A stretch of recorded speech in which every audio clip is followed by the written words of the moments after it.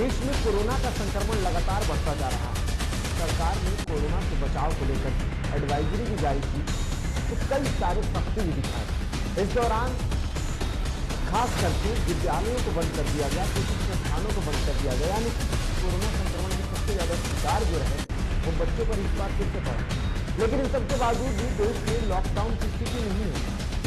Film city जो है यानी कि सिनेमा घर जो है वो लगातार चल रहे हैं, मॉल्स चल रहे हैं, पार्क चल रहे हैं, लेकिन बंद किया गया है तो सिर्फ और सिर्फ शिक्षण संस्थान। ऐसे में सवाल भी उठता है, लेकिन जहां एक तरफ सरकार ने शिक्षण संस्थानों को बंद करने की बात की तो दूसरी तरफ अब उग्र जो छात्र हैं वो प्रदर्शन कर रहे हैं। तो ऐसे में सबसे बड़ा सवाल उठता है कि आखिर क्या सुरक्षा से खिलवाड़ हो रहा है?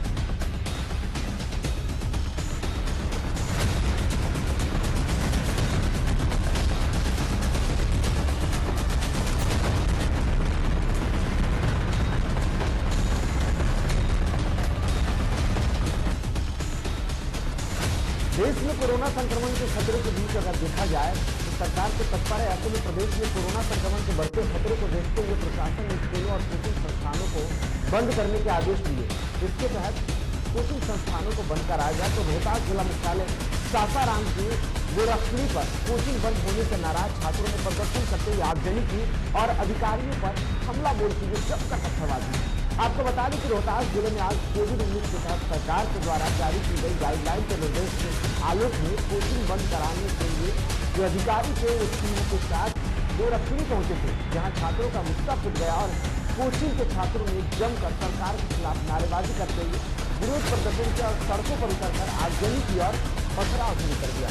और देखते ही देखते पूरा शहर जो था वो रण क्षेत्र में तब्दील हो गया, जिसके बाद मामले को देखते हुए भारी संख्या में पुलिस बल की तैनाती की गई। ये तस्वीरें साफ तौर पर आप रोहतास की देख सकते हैं। रोहतास के गोरखपुर की ये तस्वीर है, जहां पर नाराज जो छात्र थे दरअसल बिहार सरकार के द्वारा खास करके 11 अप्रैल तक शिक्षण संस्थानों को बंद करने के लिए निर्देश दिए गए हैं, जिसके बाद विद्यालयों को बंद कर दिया गया है। हालांकि जो भी प्राइवेट स्कूल है वो ऑनलाइन क्लासेस कर सकते हैं और इसके लिए आपके क्लासेस भी शुरू हो गए हैं। लेकिन सरकार ने जिस तरीके से जो आदेश दिए हैं उसके बाद अब बच्चों में नाराजगी है। और तस्वीरें रोहतास में आप देख सकते हैं किस तरीके से सासाराम में जो बच्चे थे वो नाराज होकर के जो अधिकारी आए थे स्कूल संस्थानों को बंद कराने के लिए, कोचिंग संस्थानों को बंद कराने के लिए, उनके ऊपर छात्रों का गुस्सा तो था वो फूट पड़ा और इसके बाद छात्रों ने पत्थरबाजी कर दी, जिसमें से कई अधिकारियों के घायल होने की भी बात की जा रही है। हालांकि स्थितियों को बिगड़ता हुआ देख वहां पुलिस प्रशासन जो है उन्होंने सख्ती बरतते हुए अधिक बल में पुलिस बल की तैनाती की गई और उसके बाद छात्रों को समझाने की पूरी कोशिश की गई। हालांकि जो नज़ारे थे वो साफ तौर पर सवालिया निशान खड़ा करता है कि आखिर में सरकार जो है वो लोगों की सुरक्षा के लिए है, लेकिन उसके बावजूद भी सुरक्षा से खिलवाड़ क्यों हो रहा है। तो जाहिर तौर पर प्रदेश में जिस तरीके से कोरोना संक्रमण का खतरा बढ़ रहा है उसके बाद बिहार की ये स्थिति है। और रोहतास की तस्वीरें आप देख सकते हैं कि यहाँ पर किस तरीके से नाराज जो छात्र हैं उन्होंने प्रदर्शन किया है।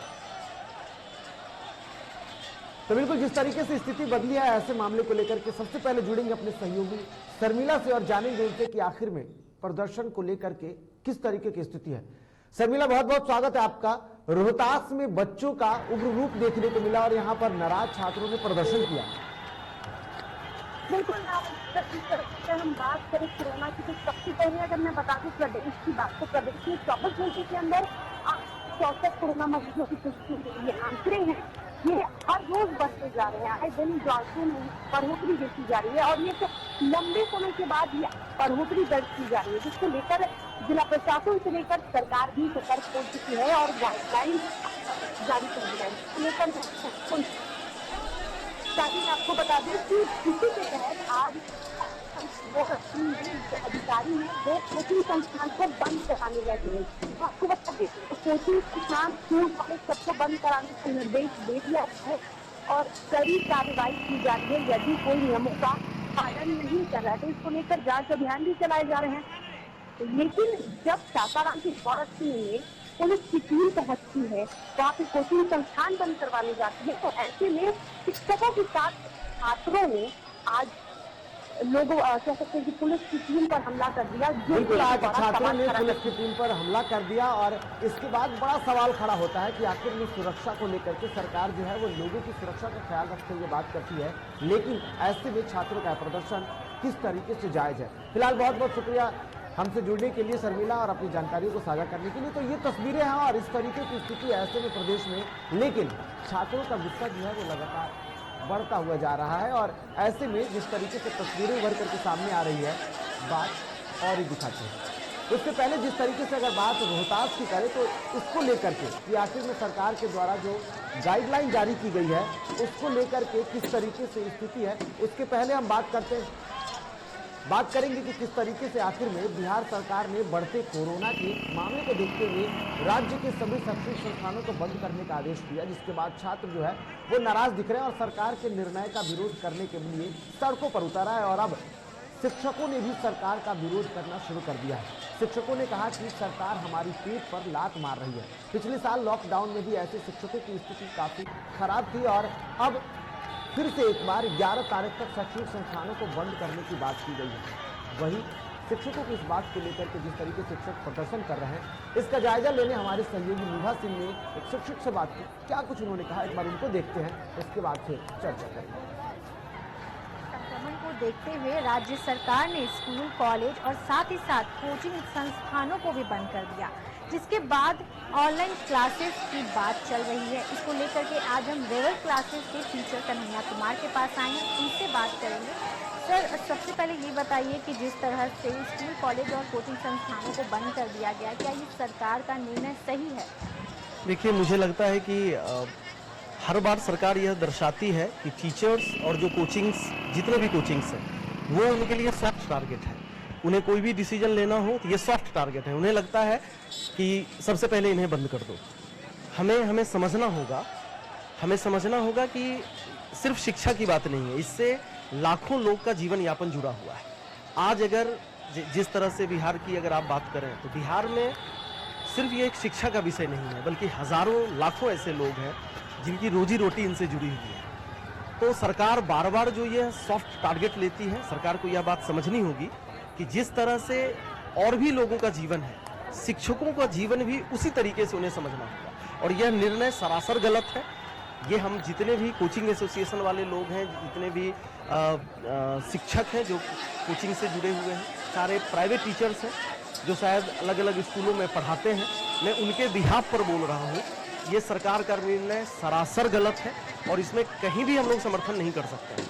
इसलिए समर्थन नहीं कर सकते हैं कि सरकार की तरफ से कोई आर्थिक अनुदान नहीं आता है, कोई गाइडलाइन नहीं आती है कि हम शिक्षकों का या जितने लोग जुड़े हुए हैं वो आखिर कहाँ से जिएंगे। उनके पीछे भी परिवार हैं।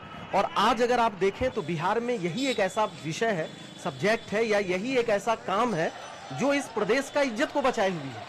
क्योंकि आप जिस तरह से देखें कि हम ग्राफ में, इंडेक्स में किस तरह से हमारी क्या रेटिंग्स रही है, लेकिन शिक्षा व्यवस्था में किस तरह से हम लोगों ने जान लगाया है। और आज पूरे देश में चाहे कोई भी सरकारी नौकरी हो, इंजीनियरिंग हो, डॉक्टर हो, सब जगह हम लोग पहुंचे हैं। तो सरासर ये सरकार का निर्णय गलत है, ऐसा कभी समर्थन हम नहीं कर सकते। ऑनलाइन क्लासेस की बातें बार बार उठ जाती है कि बच्चों को ऑनलाइन क्लासेस करवा दें, सही रहेगा।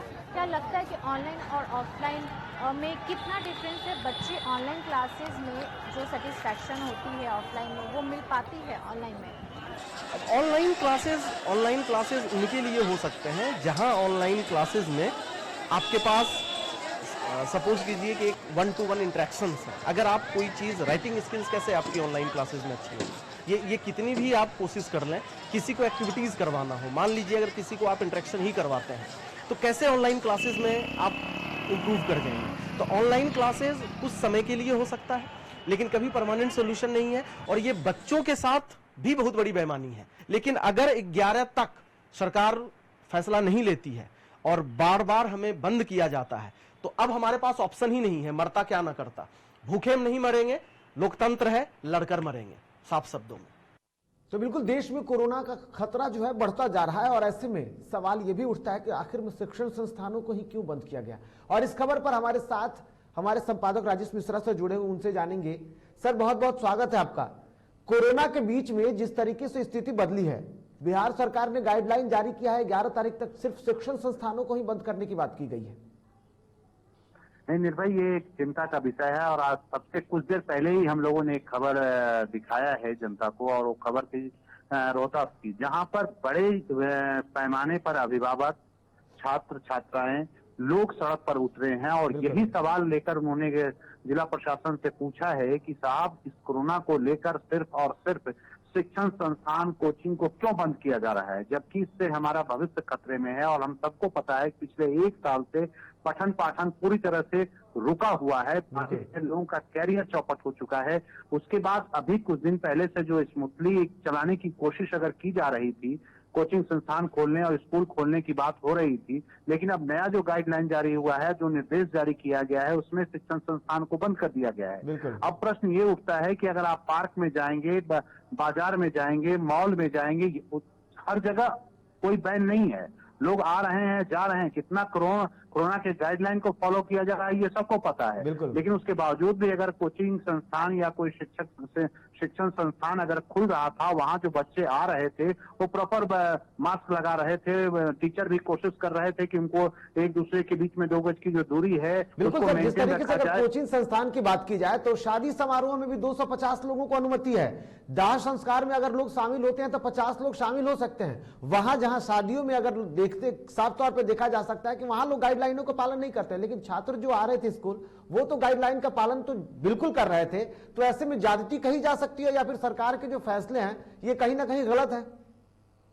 नहीं बिल्कुल, ये बात आप आम आवाम भी इस मसले पर चिंतित है, चाहे वो शिक्षण संस्थान से जुड़े हुए जो लोग हैं या फिर जो नहीं हैं, वो भी इस बात को समझ रहे हैं कि जो ये निर्देश जारी किया गया है उस पर सरकार को एक बार सोचने की जरूरत है। आपको याद है कि इससे ज्यादा कोरोना की भयावह स्थिति थी, लेकिन इसी कोरोना के बीच में चुनाव करवाए गए। बिल्कुल, अभी भी कोरोना का पूरे देश स्तर पर अगर बात कर ली जाए तो बंगाल में चुनाव हो रहा है, तमिलनाडु में चुनाव हो रहा है, असम में 5 स्टेट में चुनाव हो रहा है। बिल्कुल, क्या वहां पे कोरोना नहीं है?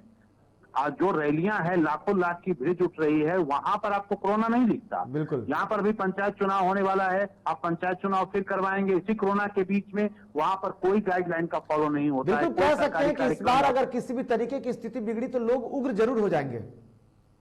इसका नजारा आपने देखा, अभी कुछ देर पहले की घटना है ना रोहतास में। बिल्कुल, रोहतास की तस्वीरें भी हम साफ तौर पर दिखा रहे हैं अपने दर्शकों को। रोहतास में खास करके जो लोग बच्चे थे उन्होंने नाराजगी जताते हुए अधिकारियों पर भी हमला बोल दिया। बहुत बहुत धन्यवाद सर हमसे जुड़ने के लिए और जानकारी साझा करने के लिए। तो जिस तरीके से आपने तस्वीरें देखा किस तरीके से रोहतास में जो बच्चे थे वो नाराज शिक्षकों के साथ मिलकर के छात्र, अब हमने आपको एक और भी चर्चा दिखाई थी जहां पर हमारे सहयोगी नीभा सिंह ने भी बात की थी। शिक्षक का भी साफ तौर पे कहना है कि सरकार ने जो फैसला लिया है वो गलत है। शादी समारोह में शामिल होने के लिए 250 लोगों को अनुमति मिल जाती है। इसके साथ साथ अगर किसी भी तरीके की घटना होती है, जो दाह संस्कार कर्म जो होते हैं, श्राद्ध कर्म, उसमें 50 लोग शामिल हो सकते हैं। वहां गाइडलाइन का तो बिल्कुल पालन नहीं होता है, बहुत ऐसे मौके दिखते हैं। लेकिन ऐसे में जो छात्र थे वो कोरोना गाइडलाइन का पालन करते हैं। लेकिन ऐसे में आगे की और क्या स्थिति, और साथ ही साथ आज हम लोग बात कर रहे हैं कि आखिर में देश में कोरोना संक्रमण का खतरा बढ़ता जा रहा है और कोरोना के बीच में स्थितियां जो है वो बद से बदतर होती जा रही है।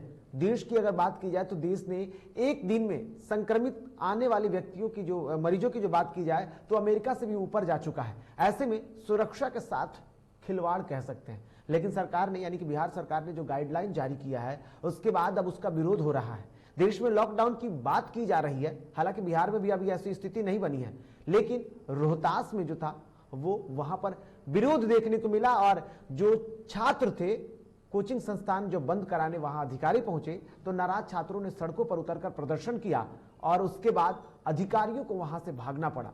वहां जो छात्र थे उन्होंने पत्थरबाजी की, आगजनी की, गोरक्षणी की तस्वीर थी, वहां पर परेशान होकर के अधिकारियों को हटना पड़ा और फिर दल बल के साथ वहां पर अधिकारी पहुंचे, छात्रों को मनाने की कोशिश की गई। लेकिन इस बीच छात्र और उनके अभिभावकों की बात करें, शिक्षकों की बात करें, सभी लोगों ने सरकार के इस फैसले का विरोध किया है। और इस खबर पर हमारे साथ रोहतास से हमारे सहयोगी जुड़े हुए हैं, अश्वनी, उनसे बात करेंगे। अश्वनी, बहुत बहुत स्वागत है आपका। रोहतास की तस्वीरें, बिल्कुल विरोध दिख रहा है सरकार के फैसले का, फिलहाल क्या स्थिति है रोहतास में?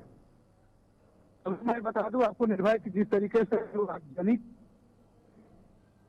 छात्रों के द्वारा और कोचिंग संचालकों के द्वारा तो तरीके से अधिकारियों के साथ बदसलूकी की गई है, उसको लेकर कहीं ना कहीं अब प्रशासन भी सख्त हो गई है।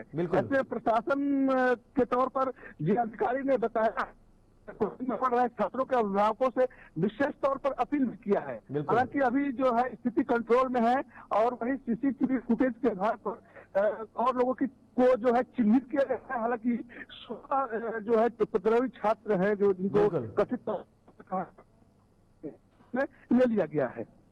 बिल्कुल अश्विनी, आपसे जानेंगे कि वहां पर अब तो फिलहाल स्थिति आपने जो बताया कि वहां पर स्थिति सामान्य हो गई है, लेकिन आप क्या देख रहे हैं, क्योंकि वहां पर कोचिंग हब भी है, छात्र वहां पर पढ़ते हैं, लेकिन सरकार ने सिर्फ कोचिंग संस्थानों को बंद करने की बात की है। शादी समारोह में शामिल होने के लिए 250 लोग आ सकते हैं। चुनाव चल रहा है, पंचायत चुनाव की तैयारियां भी शुरू हो गई हैं। ऐसे में सिर्फ छात्रों के साथ ये ज्यादती नहीं कही जा सकती। कहीं न कहीं इस बात को लेकर छात्र और जो कोचिंग संस्थान के जो शिक्षक हैं या शिक्षक पहले इन लोगों को साफ तौर पर आरोप था कि सरकार जो चुनाव कराने में लोगों कोरोना का गाइडलाइंस का पालन नहीं किया जा रहा है। बिल्कुल। लेकिन हम लोगों के साथ ऐसा क्यों सख्ती किया जा रहा है? ऐसे में साफ तौर पर शिक्षकों से हमारी कुछ बात हुई, उन्होंने कहा कि हालांकि सरकार की जो रवैया है कहीं न कहीं बच्चे जो देश के भविष्य है उनके साथ खिलवाड़ किया जा रहा है। ऐसे में सरकार को जो गाइडलाइंस है उसके अनुसार जो है पढ़ाई को सुचारू रूप से चलाना चाहिए था। लेकिन जिस तरीके से बंद कराना, ऐसे में 1 साल से जो पढ़ाई बाधित है छात्रों का, उस पर कहीं न कहीं छात्रों के भविष्य पर असर पड़ा है। जिसको लेकर के शिक्षकों और छात्रों में कहीं न कहीं जो है आक्रोश है। बिल्कुल, बहुत बहुत धन्यवाद हमसे जुड़ने के लिए अश्विनी, और अपनी जानकारियों को साझा करने के लिए। फिलहाल नजर बना करके रखिए, फिर जुड़ेंगे आपसे और जानेंगे। लेकिन जिस तरीके से स्थिति बदल रही है, कोरोना संक्रमण का खतरा बढ़ रहा है, रोहतास में तस्वीरें सामने आई, लेकिन सरकार के जो फैसले हैं उस फैसले को लेकर के आप बात किया जाए तो जहां एक तरफ स्वास्थ्य को लेकर के खिलवाड़ की बात की जाए तो भविष्य भी इसके भेंट चढ़ रहा है। पिछले 1 साल स्कूल बंद रहे, कॉलेज संस्थान जो भी है सभी बंद रहे। शिक्षकों की स्थितियों को लेकर के देखें तो उनकी स्थिति तो बिगड़ी, लेकिन छात्रों का पढ़ाई भी खराब हुआ। ऐसे में अब एक बार फिर से सिर्फ शिक्षण संस्थानों को बंद करने के सरकार के फैसले को लेकर विरोध लाजमी है।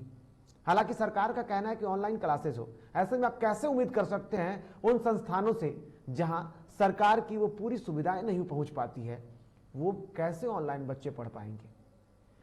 ऐसे में बात एक बार जल्दी में कर लेते हैं कि आखिर में देश की स्थिति क्या है कोरोना के मामले में। तो देश में कोरोना का खतरा लगातार बढ़ता जा रहा है, और अगर बात पिछले 24 घंटे की करें तो पिछले 24 घंटे में कुल 1,03,558 नए मरीज सामने आए। वहीं मरने वालों की संख्या 478 रही, जबकि देश में ठीक होने वाले मरीजों की संख्या 52,847 रहा। वही एक्टिव मरीजों की संख्या जो है वो अब 7,41,830 हो गई है। बात अगर बिहार के स्तर पर करें तो पिछले 24 घंटे में बिहार में 864 पॉजिटिव मरीज मिले हैं, जिसमें से सिर्फ पटना में 374 पॉजिटिव मरीज मिले हैं। वहीं जहानाबाद में 60 और भागलपुर में 40 नए मरीज मिले हैं, जिसके साथ साथ प्रदेश में भी स्थिति खराब होती दिख रही है। इधर कोरोना के बढ़ते संक्रमण के बीच स्वास्थ्य विभाग में बैठकों का दौर भी जारी है। पटना में डीएम ने बैठक कर अधिकारियों के साथ कई निर्देश दिए। वहीं राज्य में निजी स्कूल को आज से ऑनलाइन क्लासेज करने की अनुमति मिल गई है, लेकिन सवाल वही है कि भविष्य के साथ आखिर में सरकार ने ऐसा फैसला क्यों लिया?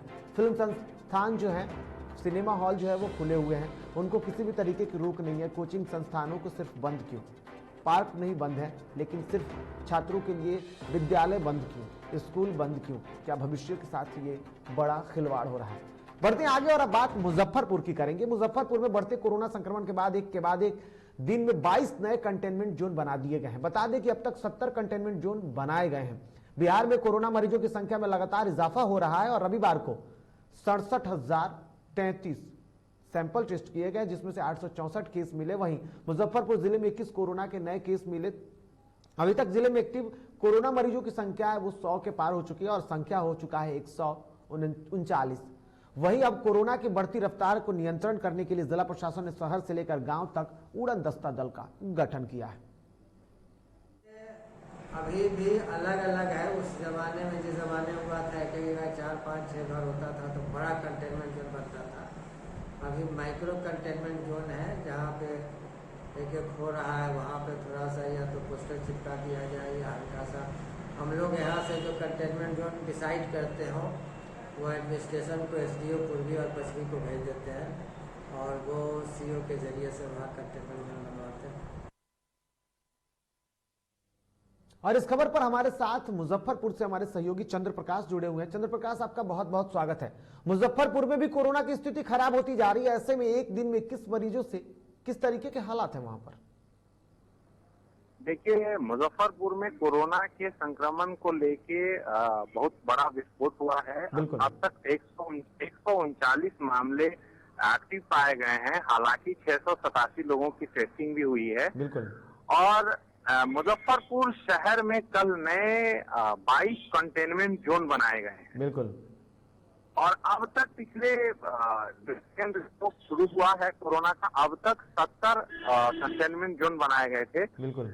और इसके लिए जो जिलाधिकारी हैं वो विभिन्न अधिकारियों की टीम बनाकर मास्क चेकिंग अभियान और सैनिटाइजेशन और सोशल डिस्टेंसिंग जो गाइडलाइंस हैं बिल्कुल गाइडलाइंस का पालन करने की पूरी कोशिश कर रहा है जिला प्रशासन। लेकिन चंद्र प्रकाश, आपसे तस्वीरों को देख करके एक सवाल करेंगे। दरअसल जिस तरीके से जिला प्रशासन एक्टिव दिख रहा है, लेकिन चाहे आप रेलवे स्टेशन की तस्वीरें जो आपने खुद वहां से भेजी है, रेलवे स्टेशन की तस्वीरों की बात की जाए या फिर सब्जी बाजार जो है वहां पे लगा हुआ है, वहां पर लोग किसी भी तरीके से दिख नहीं रहे हैं सोशल डिस्टेंसिंग का पालन करते हुए, क्योंकि जिस तरीके से स्थिति है वो बिल्कुल साफ है मुजफ्फरपुर में 70 कंटेनमेंट जोन। देखिए, हालात तो बद से बदतर होते जा रहे हैं। प्रशासन अपनी स्तर पे लाख कोशिश कर रहा है, लेकिन यहाँ आम लोग जो हैं, आम लोग अभी बिल्कुल। तो ये थे हमारे साथ हमारे सहयोगी चंद्र प्रकाश, हालांकि उनसे हमारा संपर्क टूट गया है, लेकिन जिस तरीके से मुजफ्फरपुर की तस्वीरें हैं वहां पर आप देख सकते हैं लोग वहां पर एक्टिव नहीं दिख रहे हैं और हमारे सहयोगी ने भी बताया कि वहां पर लोग अवेयर नहीं दिख रहे हैं। फिलहाल बढ़ेंगे पटना सिटी में और पटना सिटी का हाल जानेंगे। बिहार में कोरोना एक बार फिर से जैसे जैसे पैर पसार रहा है, जिसको लेकर सीएम ने हाई लेवल मीटिंग की थी, जिसमें सभी स्कूल कॉलेजों को बंद करने के निर्देश दिए थे। बता दें कि कोरोना के बढ़ते मामले को देखते हुए पुलिस ने लोगों से सख्ती के साथ पालन करने की अपील की। सड़कों पर अब तक मास्क चेकिंग अभियान भी चलाया जा रहा है और राजधानी पटना में भी तस्वीरें देखी। बता दें कि इस अभियान के तहत जो लोग मास्क नहीं पहन रहे हैं उनसे चालान भी काटा जा रहा है और ये तस्वीरें राजधानी पटना इलाके के पटना सिटी की है। यहां पर मास्क नहीं पहनने वालों पर पुलिस सख्त दिख रही है। तो बिल्कुल जिस तरीके से तस्वीरें उभर करके सामने आ रही है, ऐसे में अलग अलग जिलों की बात की जाए तो अलग अलग जिलों में भी अब प्रशासन सख्त दिख रही है। लेकिन जिस तरीके से स्थिति बदल रही है, लोग इस बार जो है यानी कि कोरोना संक्रमण का दूसरा दौर जो शुरू हो गया है, ऐसे में लोग जो हैं वो खास करके एक्टिव नहीं दिख रहे हैं और लोग जो हैं वो इस बचाव को लेकर के जिस तरीके से पहले संक्रमण के दौरान जब लोगों ने सोशल डिस्टेंसिंग का पालन करते हुए दिखे, लोग मास्क इस्तेमाल करते थे और पूरी तरीके से गाइडलाइन का पालन कर रहे थे, लेकिन इस बार नहीं दिख रहे हैं। ऐसे में पटना सिटी की तस्वीरें दिखी और हमारे साथ हमारे सहयोगी मुकेश जुड़े हुए हैं पटना सिटी से। मुकेश, पटना सिटी में अभियान चला करके पुलिस की सख्ती तो दिख रही है, लेकिन लोग कितने अवेयर है वहां पर? बिल्कुल, जहाँ तक बात की है तो आम लोगों में अभी भी जागरूकता नहीं हुआ है, क्योंकि जैसे जहाँ पे लापरवाही की बात किया था, आम लोग अभी भी लापरवाही साफ तौर से बरत रहे हैं। लेकिन जिस तरीके से कोरोना का विस्फोट बढ़ते जा रहा है, अभी देखिए 1 लाख पार कर गया है। इससे लोगों को अभी भी जागरूक होना चाहिए। जैसे भी घर से निकलते हैं वो मास्क का इस्तेमाल करें और सैनिटाइजर अपने पास रखें, दूरी बना कर रखें। लेकिन अभी भी लोग जागरूक नहीं हो पा रहे हैं। लेकिन प्रशासन की अगर पहल की अगर बात की जाए तो वो हर चौक चौराहे पे वाहन चेकिंग के दौरान या जो भी व्यक्ति लोग भीड़ से गुजर रहे हैं उन लोगों बिल्कुल प्रशासन की सख्ती कहीं ना कहीं एक बार फिर से बढ़ गई है और मास्क चेकिंग अभियान के तहत जो है प्रशासन लोगों को चालान काट रही है। क्या उसका असर दिख रहा है? एक शब्दों में बताइएगा। जी बिल्कुल, जहाँ तक बात देखिए मैं वही बता रहा हूँ कि जहाँ पे हर चौक चौराहे पे वाहन चेकिंग के हिसाब से मास्क पे चेकिंग लगाया जा रहा है और जो भी मास्क जो नहीं पहन रहे हैं उनकी चालान काटी जा रही है। जो भी व्यक्तिगत पे फाइन हो बिल्कुल उनकी चालान काटी जा रही है और प्रशासन जो है वहां सख्त दिख रही है। बहुत बहुत धन्यवाद मुकेश हमसे जुड़ने के लिए और जानकारियों को साझा करने के लिए। फिलहाल जिस तरीके से स्थिति, ऐसे में भागलपुर की क्या स्थिति है, बढ़ते भागलपुर और बात भागलपुर की करते हैं। भागलपुर के नौगछिया में बढ़ते संक्रमण को देखते हुए वहां के एसडीओ इंजीनियर अखिलेश कुमार ने मास्क चेकिंग अभियान चलाया। जांच अभियान में जांच के आसपास के थाने की पुलिस जो है वो भी मौजूद रही। ऐसे में कई लोग बिना मास्क के पकड़े गए, जिनका चालान भी काटा गया, जिसके साथ ही कई लोगों को कोरोना गाइडलाइन का पालन करने की हिदायत भी दी गई। कोविड-19 पुनः वापस हो रही है और नौगछिया मंडल में अब तक 14 कोविड-19 पॉजिटिव हो चुका है। इसलिए हम लोग मास्क लगाने पर विशेष जोर दे रहे हैं, अभियान चलाए हैं, लोगों को समझा रहे हैं कि आप मास्क लगाइए, कोरोना से बचिए। जो नहीं लगा पाए जा रहे हैं उन पर जो नियमानुसार जो आर्थिक दंड है 50 रुपया वो उनसे लिया जा रहा है, ताकि लोगों में एक संदेश जाए कि मास्क लगाना।